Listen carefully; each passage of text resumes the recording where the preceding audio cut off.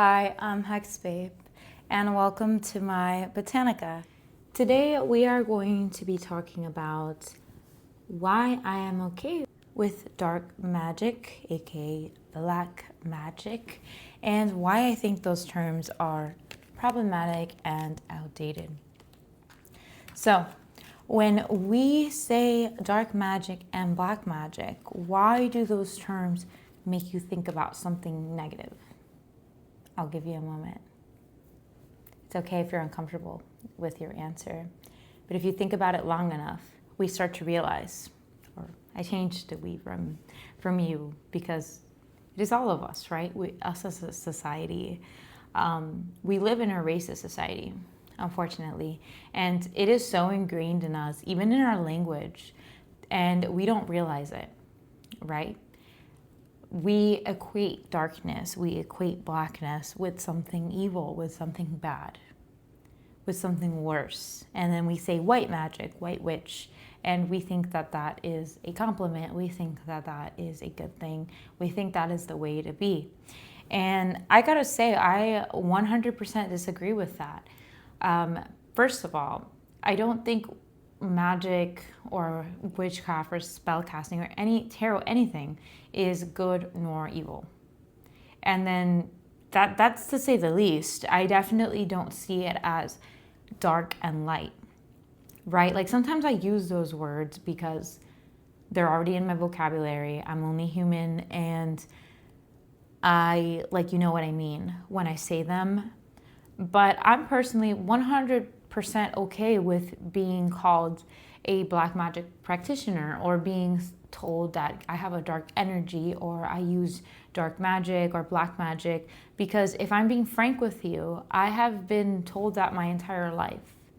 Even when I was sometimes a little girl or a teenager, very young teenager, I would have people telling me, you have a dark energy about you, or random crazy religious people on the street coming up to me and telling me they rebuke my energy. And it was something I didn't understand at the time.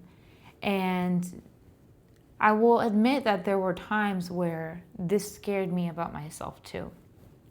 But I embrace my own darkness now, because life in general is a balance of dark and of light, right? We have the moon and we have the sun, we have the day and we have the night, and they are both equally beautiful. They both provide different things. And at the end of the day, I am just a moon person. I am a night person. I am a dark person. And I'm not going to be apologetic for that, this is my calling. This is who I am. And I think it's very ironic that I come from a lineage of practitioners. And my mother, who I inherited this gift from, is actually what a lot of people would consider a white witch. Not because she's white, as in Caucasian, because she practices healing magic, because she predicts births. She has other things that she does that could be considered dark magic, but overall, a lot of her practices could be considered white magic, right? And she's also a devout Catholic. And you can be any religion and practice the craft. That can be a whole other video. If you're curious, let me know in the comments. But it doesn't matter what religion you are. At the end of the day, you can identify however you want and still practice however you want. But I just think it's funny that I was born from a person like that, and people still think I'm so evil because of things that I do. So because a lot of people think tarot is evil. Tarot alone, people think there's something wrong with you if you're doing that. I didn't necessarily ask for this. This is just something that came about. It is something that I was born into. This is something that I grew up with. I was taught about astrology when I was a child. I didn't have to really... I don't remember a time when I wasn't aware of people's signs, for example. I don't remember a time where I wasn't defending myself against the evil eye or taking precaution against the evil eye or being aware that it even exists, because again, this is just something that I grew up with. Society just makes up its own rules about what is okay and what is not, and I'm not going to apologize for being who I am.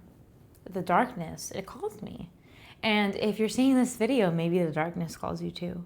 Or maybe you're just a person who lives in the sun, who lives in the lightness, and you feel balanced and drawn to somebody like me because I provide you that balance, because I provide you that contrast, and I very much appreciate your presence as well. I love people that are absolutely nothing like me, and I just want to, give a shout out to you if you're listening, and that is the person that you are.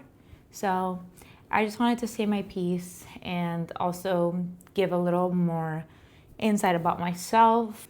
I do tarot, I do spells, I do all kinds of work. I work a lot with the goddess Bastet, the goddess Bast. Explains the ears if you're curious. She is the Egyptian goddess of cats and femininity. She watches over all women and all cats. So if you're a woman or a cat, or you have an affinity for either, I highly suggest learning about Bast, because Bast has helped me countless of ways. Bast has helped me protect not just my cats that are my children, but also stray cats or cats of my friends or family.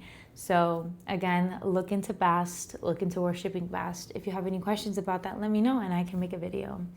Besides that, it was very nice to get to speak to you today.